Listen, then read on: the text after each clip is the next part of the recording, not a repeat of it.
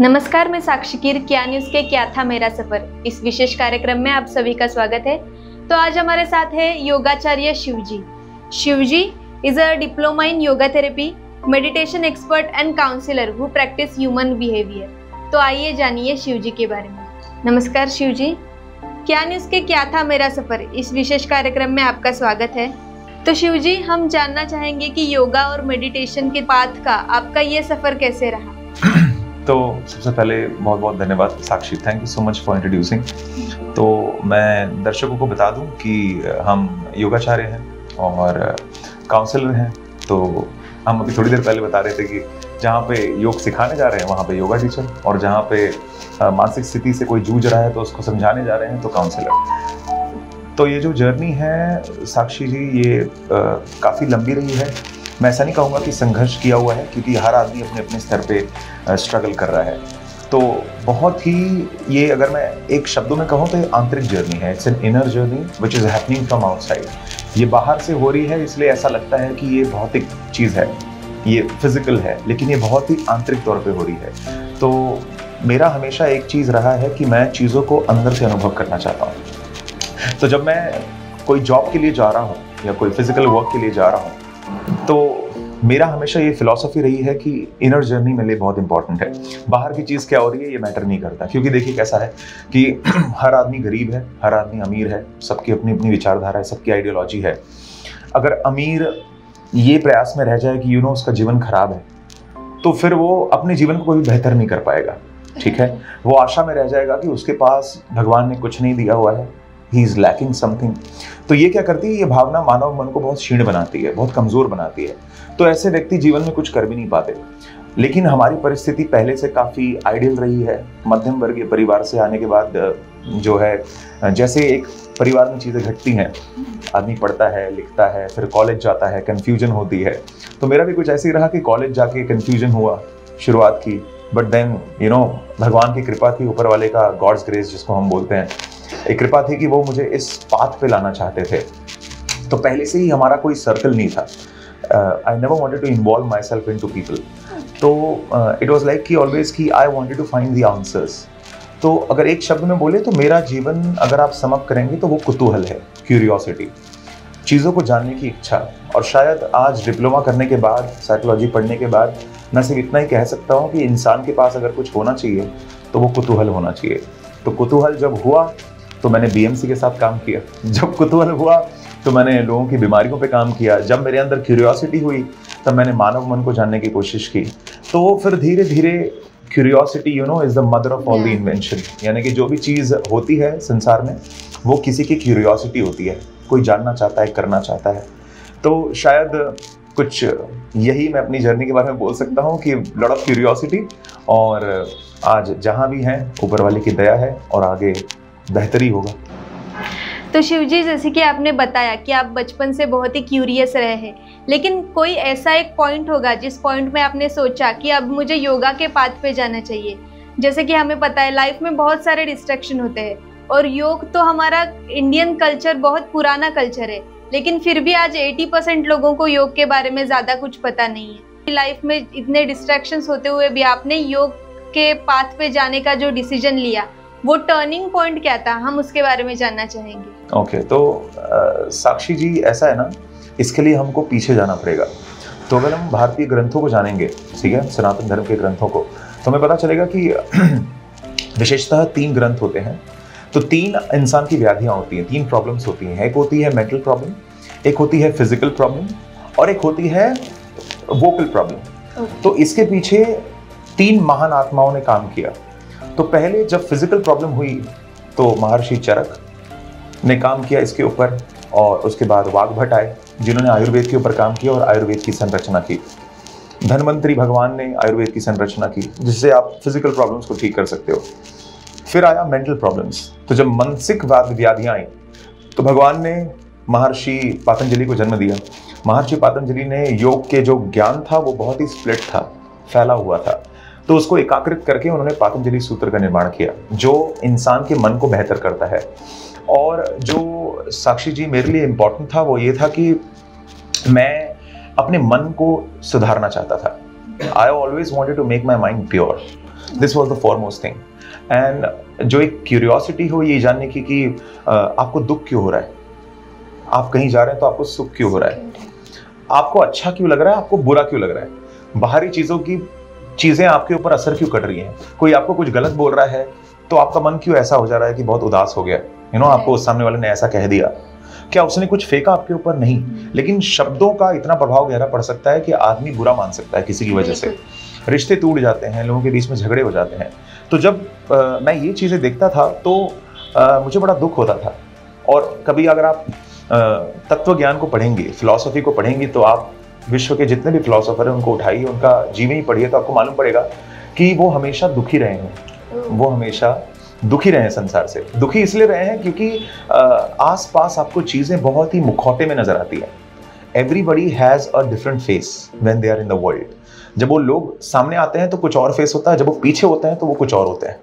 तो आप देखो, आज मैं आपके सामने बड़े अच्छे से बात कर रहा हूँ लेकिन हो सकता है मैं पीछे कुछ और रहूँ। एक उदाहरण के तौर पे, तो हम बहुत ही आवरण वाला जीवन जी रहे हैं, where there are two faces। इससे क्या होता है कि आप कभी भी अपनी साइकोलॉजी में इसको क्या बोलते हैं कि द डेफिसिट ऑफ आइडेंटिटी, आपकी आइडेंटिटी में हमेशा पर्दा होता है। आप दिखते कुछ और है, बोलते कुछ और है। कई बार आप सिंपल एग्जांपल है आपके पास पॉलिटिशियंस का तो अगर पॉलिटिकल पार्टी से अगर कोई है और वो कुछ कह रहा है तो हो सकता है वो कहना कुछ और चाहता हो, बोलना कुछ और चाहता हो। इसलिए आप हमारे वैदिक सनातन धर्म में एक मंत्र है कि कायेन वाचा मनसेन्द्रियवा बुद्ध्यात्मना प्रकृति स्वभावा करोमि यद्यत् सकलम परस्मै नारायणानि समर्पयामि। तो इसका मतलब क्या है? इसका मतलब हम भगवान से कह रहे हैं कि हे भगवान विष्णु, मन से, शरीर से, बुद्धि से, ठीक है, मतलब कि my actions has to be in line with my mental thing, what I'm thinking, and that has to be in line with what I am thinking also। तो मैं जो करता हूँ वो मैं बोलता हूँ, और जो मैं बोलता हूँ वो मैं सोचता हूँ, और कई बार यही चीजें हिली हुई होती हैं। एक स्वस्थ आदमी की पहचान आपको इससे ही मालूम पड़ेगी कि जो आदमी जो कहता है वो बोलता है, और वो जो बोलता है वो सुनता है और समझता भी है। तो आज इंडियन आर्मी में, हमारे भारतीय संस्कृति से इंडियन आर्मी ने यही सबसे पहला एग्जाम्पल लिया। अब अगर आप आईपीएस ऑफिसर्स देखेंगी, आईएएस ऑफिसर्स देखेंगी, इनको पहला प्रिंसिपल बताया जाता है कि मनसा वाचा कर्मणा। मन, वाच यानी कि मुख जो बोल रहे हो, और कर्मणा, ये तीनों एक तरीके होने चाहिए। अब आप बोल कुछ रहे हो, कर कुछ रहे हो, सुन कुछ रहे हो, तो ये तो अस्वस्थ जीवन है और बीमार आदमी का पहचान है। आप किसी को पागल क्यों कहते हो? इसलिए कहते हो क्योंकि सामने वाला बोल कुछ रहा है, कर कुछ रहा है, सुन कुछ रहा है, तो उसको पागल घोषित करते हो। तो अगर एक तौर पे देखने जाओगे तो मेरे लिए सारी दुनिया पागल है तो कहीं ना कहीं इसको जो स्वस्थ करना है उसी को शायद एक योग की एक विद्या कह सकते हैं, योग की जर्नी कह सकते हैं। और ये जितनी फिजिकल दिखती है बाहर से, आपने योगासन कर लिए, ये कर लिए, ये बहुत ही आंतरिक जर्नी है, बहुत ही इनर जर्नी है, और मेंटल रिलेटेड बहुत है। तो जो आदमी अपने मन को स्वस्थ करेगा वो योगी है बराबर। जी शिव जी, आपने एक बहुत ही अच्छा पॉइंट बोला यहाँ पे, जैसे कि हम 2 फेसेस वाली लाइफस्टाइल आजकल हर कोई फॉलो करता है। जैसे कि हमें पता है, स्पेशली सोशल मीडिया पे जो भी पोस्ट हम सोशल मीडिया पे करते हैं वो मैक्सिमम हमारे लाइफ की हैप्पी फेज ही होती है। और आज की जनरेशन ऐसी है कि जब दूसरों के फीड देखती है, पोस्ट देखती है, तो सोचती है अरे इनकी लाइफ तो एकदम मस्त चल रही है, बाकी सब प्रॉब्लम्स और स्ट्रेस हमारे ही लाइफ में है। तो इस थॉट प्रोसेस के बारे में आप क्या कहेंगे? इसके लिए साक्षी, हमें ना थोड़ा सा इस बात को समझना पड़ेगा कि मैं अपने फेलियर्स कभी नहीं पोस्ट करना चाहूंगा। हाँ। क्या मैं दुनिया को ये बताना चाहता हूं कि मैं 10वीं में फेल हो गया था? नहीं। क्या मैं दुनिया को ये बताना चाहता हूं कि मैं किसी जॉब में गया था और उस इंटरव्यू में मुझे धक्के मार के बाहर निकाल दिया गया? कभी नहीं चाहूंगा। तो हर आदमी अपनी अच्छी चीजों को ही पोस्ट करना चाहेगा, उसकी बुरी चीजें पोस्ट नहीं करेगा। तो सोशल मीडिया बहुत ही एक डिल्यूजनल वे है किसी भी आदमी को परखने का। अगर आप देखेंगे, आज मैं जब काउंसलिंग की जर्नी में हूँ तो मैं देखता हूँ कि कई लोग अफेयर्स में होते हैं, मल्टीपल अफेयर्स में होते हैं, कई बार लाइफ सिचुएशंस डिफिकल्ट हो जाती हैं। तो ऐसे लोग को जब मैं पढ़ने का प्रयास करता हूँ तो ये दिखते कुछ और है और दिखाते कुछ और है। सोशल मीडिया पे आपको कई लोग मैं ऐसे दिखा सकता हूँ जो जीवन में भूखे नंगे हैं, यानी कि उनके पास पैसे नहीं है, लेकिन सोशल मीडिया पे उनकी एक लाइफ है जो वो दिखा रहे हैं, दर्शा रहे हैं, और वो एक एक आपके मन में एक जगह लेना चाहते हैं। तो एक्टर्स बहुत सारे जो स्ट्रगलिंग है वो इस तरीके की लाइफ जी रहे हैं। इसलिए आप देखिए पीछे इतने लोगों ने सुसाइड कर लिया। आज आप पीछे एक्टर्स को देखते हैं, उनका सुसाइड क्यों किया? तो आपको पता चलता है कि बहुत सारी मानसिक समस्याएं थी। तो उनके पास धन तो था, भौतिक संपत्ति भी थी, घर भी अच्छा था, सब कुछ सही था, फिर ऐसा क्या था जो अच्छा नहीं था? तो अगर आप जानने की कोशिश करेंगे तो आपको पता चलेगा कि मन कहीं ना कहीं ठीक नहीं था। तो यंग जनरेशन के लिए मेरे ख्याल से सबसे इंपॉर्टेंट ये है कि वो ये समझे कि सोशल मीडिया पहली बात तो कोई प्लेटफॉर्म नहीं है किसी को समझने का। जब तक आप सामने वाले से मिल नहीं लेते, उसको देख नहीं लेते, क्या होता है ना, वो कहावत बोली जाती है हिंदी में, पूत के पैर पालने में दिख जाते हैं, है ना। इंग्लिश में इसको बहुत अच्छा वर्ड है, मैं अभी काफ़ी समय लग जाएगा उसको ट्रांसलेट करेंगे तो पूत के पैर पालने में मतलब है कि सामने वाले से बात करके ही पता चल जाता है कि वो कितने पानी में है। तो आज के लोगों को, जनरेशन को ये याद करना पड़ेगा कि वो जैसे हैं बढ़िया है, पर्याप्त हैं, they are good. Social media is not gonna be the major of my success and my non success, my failures. तो वो अपने जीवन में अच्छे बनते हैं उनकी नज़रों में। आपका कॉन्शियस, जब आप सुबह उठते हैं, अपने आप को आईने में देखते हैं, तो आपके दिमाग में यही होना चाहिए कि I have done a good work, I have done better in my life. Now it doesn't mean कि आप बहुत सारा पैसा कमा लें या बहुत बड़ा बिजनेस बना लें या कुछ, you are simply doing your work daily. इसलिए महाभारत जब अंत होता है तो वेद व्यास हाथ उठाकर कहते हैं कि मैं पूरी मानव जाति को बोलना चाहता हूं कि आप अपनी ड्यूटीज करिए। अगर कोई स्टूडेंट है तो वो पढ़ाई करे, अगर कोई व्यक्ति हाउस होल्डर है, गृहस्थ है, तो वो परिवार का ख्याल रखे। I think he is equally successful as any actor और एनीथिंग। अगर आप अपने परिवार का ख्याल रख रही हैं, you are good human being, that's it, वही चाहिए। अगर मैं अपना ख्याल रख रहा हूँ, परिवार का ख्याल रख रहा हूँ, लोगों का ख्याल रख रहा हूँ, I am a good teacher. तो जो अपने काम को अच्छे से कर सकता है, he is good, I think, and that is what is important. ये important नहीं है कि मेरे पास कितने followers हैं, कितने likes हैं। हाँ, God's grace अगर लिखा है वो हो जाता है, fantastic, बहुत अच्छी बात है। इसका मतलब भगवान आपसे कुछ चाहता है करना। लेकिन अगर नहीं होता है, so they are good and they are complete. They must focus on their own work rather than thinking about कि will they ever be popular on social media. अभी सोशल मीडिया की बात चली रही है तो मैं आपको पूछना चाहूंगी कि रिसेंटली मैंने आपकी एक रील देखी थी जिसमें था कि 1 मंथ विदाउट सोशल मीडिया। ये एक आपका एक्सपेरिमेंट था, तो क्या था इस एक्सपेरिमेंट का एक्सपीरियंस और इसके पीछे का मोटिव हम जानना चाहेंगे। तो आप जब भी मेरी वीडियोस देखेंगे, कुछ भी देखेंगे ना, तो इसमें क्या होता है, कभी कभी एडिटिंग हो जाती है, पीछे एडिटिंग करनी पड़ती है और बहुत ही मटेरियल वर्क होता है। जैसे आप लोग भी ऑफिस में हैं, आप लोग काम कर रहे हैं, तो बहुत ही एक्टिविटीज होती हैं जो बहुत फिजिकल होती हैं। इसमें मेंटल चीज़ें बहुत कम इन्वॉल्व होती हैं। लेकिन जैसा मैंने कहा, जब आप योग के पथ पे होते हो, एवरीथिंग बिकम्स अ सॉलिट्यूड। आपको एकांत में जाना अच्छा लगता है, आपको अपने अंदर जाके चीज़ों को देखना, महसूस करना अच्छा लगता है, आपको पेड़ पौधे, प्रकृति, नेचर अच्छा लगता है, आपको सतत कॉन्टेम्पलेशन करना है, चिंतन करना है कि आप ऐसा क्यों महसूस कर रहे हो, आप ऐसा क्यों महसूस कर रहे हो।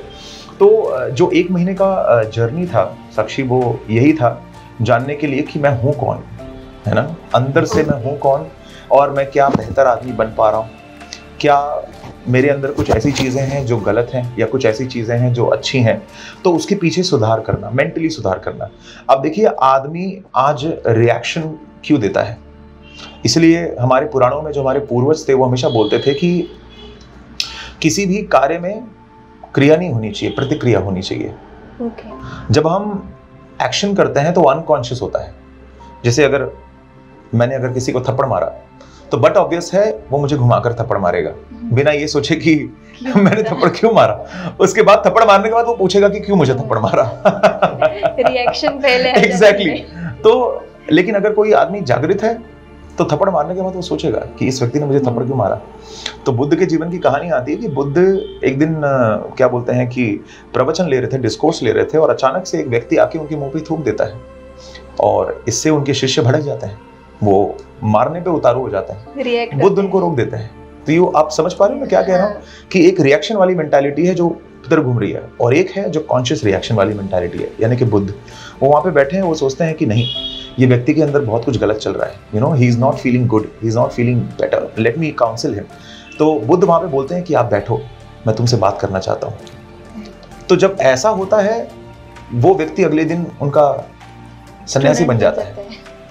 उसे पता चलता है कि किसी के ऊपर मैंने थूक दिया, लेकिन उस इंसान ने मुझे करुणा के साथ आके बिठाया, उसने बिठाकर मुझसे बात की, तो कुछ तो है उस आदमी के पास मेंटली बहुत पावरफुल, जिसने उस इमोशन को रेजिस्ट कर लिया। बात सही है? सही है। तो ये बहुत इंपॉर्टेंट चीज हो जाती है कि किसी भी एक्शंस का डायरेक्ट रिएक्शन नहीं होना चाहिए, कॉन्शियस रिएक्शन होना चाहिए।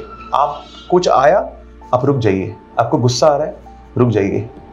2 घंटे, 3 घंटे, 4 घंटे, मैं आपको बता रहा हूँ, आपके अंदर कितना भी गुस्सा हो, आप 2 दिन रुक जाइए, वो गुस्सा खत्म हो जाएगा। सामने वाले व्यक्ति भी गुस्सा आएगा, आपको नाम भी याद रहेगा, आपको सामने वाले का काम भी याद रहेगा, लेकिन फिर आप कहेंगे छोड़ना यार, ये वाली बात है। तो आई थिंक सबसे बेस्ट तरीका है to delay your action. Psychology में इसको बोलते हैं कि आप ग्रेटिफिकेशन में नहीं जीते, यानी कि आप उसी समय, मतलब आज हमारी मेंटालिटी ऐसी है कि आपने अगर पैसे दिए तो मैं आपको डोसा बना के दूंगा। तो एक व्यापार मेंटालिटी है, तो इससे कुछ होने वाला नहीं है। आदमी जब ऐसा सोचेगा कि अगर सामने वाले ने गाली दी है तो कुछ हो रहा है, उसके साथ कुछ गलत हो रहा है, तो वो जानकर उसे छोड़ देना। सो आई थिंक अध्यात्म की सबसे बड़ी पराकाष्ठा है, जो लेसन है वो ये है कि काइंडनेस इज वेरी इंपॉर्टेंट। अगर कोई विनम्र है तो वो योगी है। शिवजी, जैसे कि आपने ह्यूमन साइकोलॉजी स्टडी किया है, काउंसलिंग भी करते हो, तो ऐसे कोई आपके स्टूडेंट के साथ का एक्सपीरियंस जो आपके स्टूडेंट के लिए लाइफ चेंजिंग रहा हो? आई थिंक ये बहुत पुराना भी एक्सपीरियंस नहीं है। मैं बॉम्बे सेंट्रल की बात कर रहा हूँ, मुंबई सेंट्रल में। तो मैं एक घर पे जाता था और क्या बोलते हैं कि वो लड़की मेरे ख्याल से हाल ही में कुछ ब्रेकअप से गई थी। तो ब्रेकअप के बाद वो बहुत ही डिफिकल्ट महसूस करना शुरू कर दी थी। मैंने ऑलमोस्ट एक दिन में घर वाले कहते हैं कि 15-20 सिगरेट पीती थी और स्मोकिंग करते करते उसकी लाइफ बर्बाद हो गई थी। इनफैक्ट उसके दोनों पल्मोनरी रीजन्स जो हमारे लंग्स के होते हैं उसमें पानी भर गया था और इनफैक्ट हालत इतनी बुरी थी कि एज 27-28 और मेंटली डिप्रेशन में और फिजिकली एकदम वीक। तो उसने जीने की उम्मीद पूरी तरह से छोड़ दी थी। और अक्सर मतलब हर घर में ऐसे ही होता है, माँ बाप की बातें बच्चे मानते नहीं हैं।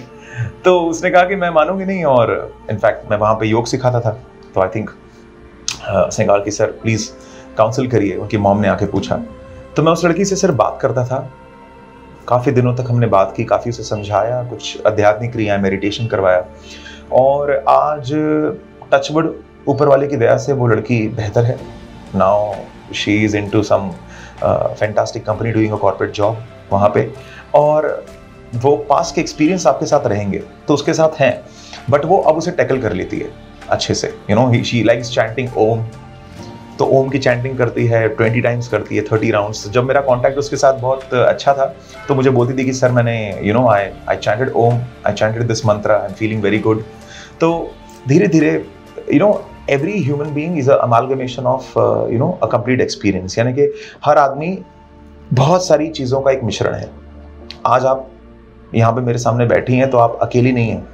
आपने जो 6 महीने में, 1 साल में, 2 साल में, 3 साल में किया है, आप उसका एक पूरा सम टोटल है। मैंने जो पीछे किया है इसलिए मैं यहाँ पे आके बैठा हूँ। तो हर एक आदमी सही में तो ऊपर वाले का बेटा है और वो शुद्ध है, लेकिन सर्कमस्टांसेस, एनवायरनमेंट कुछ ऐसा है, परिस्थितियाँ कुछ ऐसी होती कि आदमी गलत चीज़ों में उतारू हो जाता है। तो फिर वैसा क्या है उसके लिए आपको जानना है, तो आपको मन को पढ़ना पड़ेगा।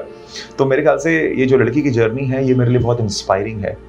ये मुझे समझाती है कि मैं कुछ कर सकता हूँ लाइफ में, लोगों के लिए। अपने लिए तो हर आदमी करता है, लेकिन लोगों के लिए। छोटे बड़े प्रॉब्लम्स तो हम सबकी लाइफ में होते हैं और आजकल की हमारी लाइफस्टाइल भी काफ़ी स्ट्रेसफुल होती है सबकी। तो इस प्रॉब्लम को टैकल करने के लिए ऐसे कुछ आसन या योग मुद्रा जो इजीली हर कोई डेली लाइफ में प्रैक्टिस कर सकता है? ओके। तो आई थिंक बहुत अच्छा क्वेश्चन है। आई थिंक ये थोड़ा लोगों के काम आ सकता है और ज़्यादा। हमारे शास्त्रों में एक कहावत बोली गई है, तस्मिन् सति श्वास प्रश्वास गति विच्छेद प्राणायाम। यानी कि पुराने योगीजन कहते थे कि व्यक्ति 1 घंटे में 900 बार श्वास लेता है और पूरे दिन में लगभग 21,600 बार सांस लेता है। तो 21,600 टाइम्स आप 24 घंटे में ब्रीदिंग करते हो, 900 टाइम्स आप ब्रीदिंग करते हो 1 घंटे में। तो पुराने योगी ये मानते थे कि जितना श्वास की मात्रा कम होगी, यानी कि जैसे आज के समय में जितना आप पैसे कम करोगे उतने अमीर बनते जाओगे। तो वैसे पैसे को श्वास की तरह समझो। आपकी श्वास जितनी कम होगी आपकी आयु उतनी लंबी होगी, आप स्ट्रेस रिस्पॉन्स में उतना कम जिएंगे। हमारे बॉडी के अंदर होता है पैरासिम्पैथेटिक एंड सिंपैथेटिक रिस्पॉन्स। एक रिस्पॉन्स जो फटाफट होता है, जल्दी होता है, जैसे हमने बताया कि थप्पड़ मारने पर दूसरा थप्पड़ मारेगा, और एक होता है कॉन्शियस रिएक्शन। वहां पे आप रिएक्ट नहीं करते, आप रुक जाते हो, आप सोचते हो कि ऐसा क्यों हुआ, उसके बाद एक सही निर्णय पे आते हो। तो जब आप इसको बैलेंस कर लेते हो, ऑटोमेटिकली आप स्ट्रेस रिस्पॉन्स को मैनेज कर लेते हो। तो इसके लिए जो सबसे अच्छी एक्सरसाइज है जो मैंने आपको बताया, तस्मिन सदी श्वास प्रश्वास है, यानी कि जो श्वास और प्रश्वास, इनहेलेशन एक्सहेलेशन पे कंट्रोल पाता है वो अपने लाइफ पे कंट्रोल पा सकता है। और इसकी सबसे अच्छी प्रैक्टिस है नाड़ी शोधन प्राणायाम, जिसने मेरे ख्याल से लगभग, अगर आप सच्ची बात में अगर आपको बताऊं यथार्थ में, तो वो इंसान की कई बीमारियों का नाश कर सकता है। मेरे पास ऐसे ऐसे लोग आए हैं जो नाड़ी शोधन तो बहुत पहले से जानते हैं। मेरे ख्याल से माननीय रामदेव बाबा जी तो इसको पहले से प्रमोट करते आए, लेकिन फिर भी लोग इसकी गहराई को समझ नहीं पाए। लोगों को लगा कि ठीक है, एक नाक से सांस जा रही है, एक नाक से सांस आ रही है, क्या हो रहा है, बट इंटरनली बहुत कुछ हो रहा है।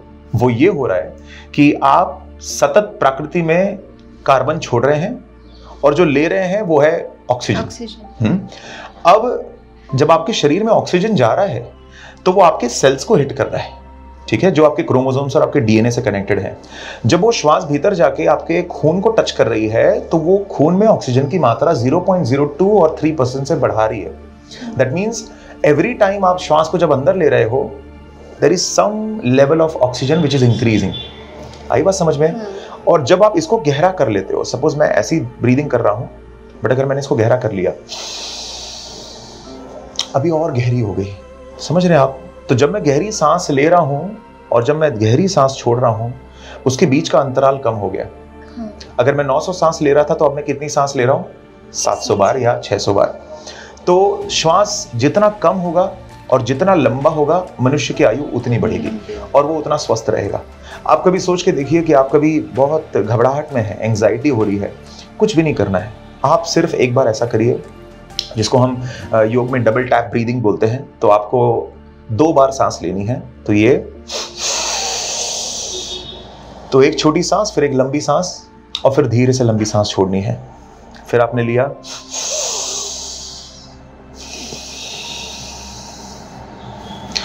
आपने 0.3% आपको ऑक्सीजन बढ़ा दिया। इंस्टेंटली 10-15 सांस बाद आप अच्छा महसूस करेंगे। इतना तो मैं आपको गारंटी के साथ कह सकता हूं। अगर आपको यकीन नहीं हो रहा है तो आप दर्शक जो देख रहे हैं वो ट्राई कर सकते हैं, आप लोग भी ट्राई कर सकते हैं, आप खुद ट्राई कर सकते हैं, ऑफिस में सबको बोलिए, एंड देन आई थिंक आप लोग याद करेंगे। शिवजी, समाज के अलग अलग लोगों के साथ आपने काम किया है, आपने जुवेलाइन बच्चों के साथ भी टाइम स्पेंड किया है, उनको मॉरलिटी और योग का महत्व बताया है, तो कैसे था ये आपका एक्सपीरियंस? तो ये मेरे ख्याल से ये सवाल बहुत अच्छा है और भावी पीढ़ी के लिए, आने वाली पीढ़ी के लिए बहुत अच्छा है, क्योंकि बच्चे जो है ना, अगर मैं आपको बताऊं तो आज हमारी 70% जो हमारी जनसंख्या है वो युवा ही है, और यूथ बहुत ही इंपॉर्टेंट रोल प्ले करता है।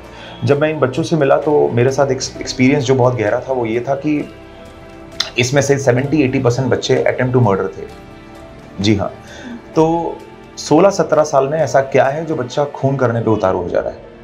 आप इमेजिन करके देखिए। तो वो क्या है, उस बच्चे के साथ ऐसा हुआ कि वो खून कर रहा है किसी का।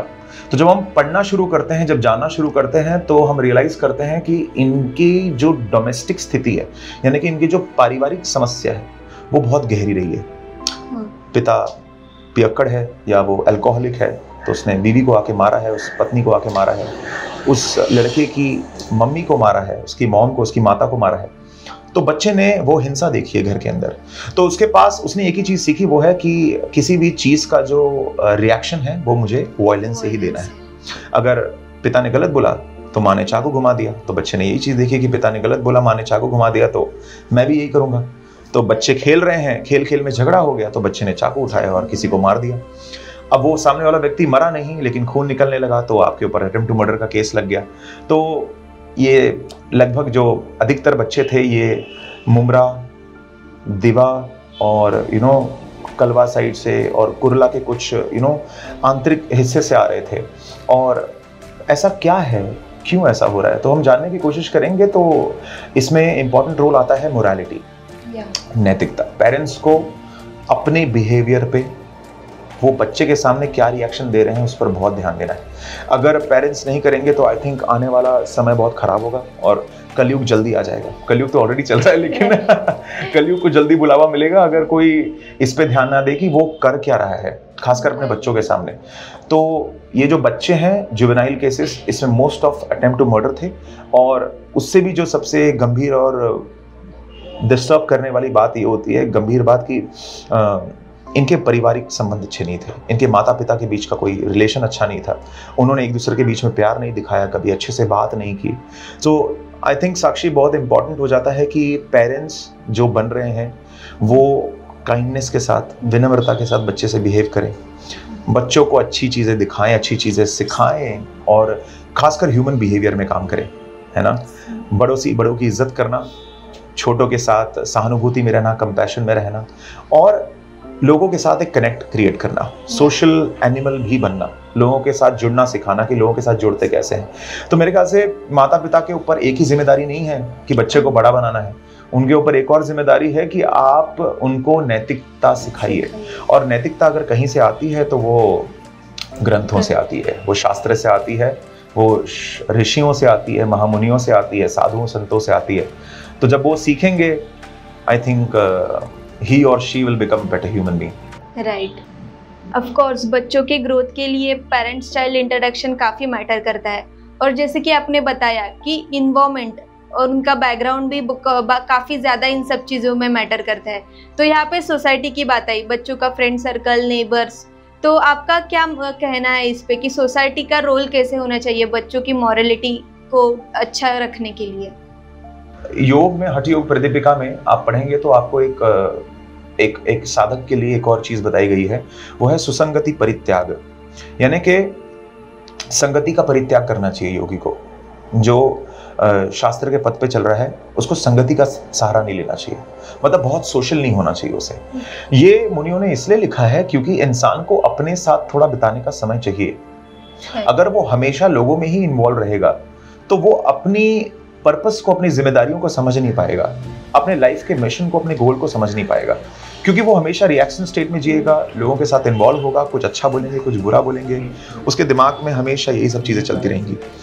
तो आई थिंक बहुत इंपॉर्टेंट होता है यहाँ पे कि बच्चे या बड़े या कोई भी व्यक्ति अकेला रहना सीखे।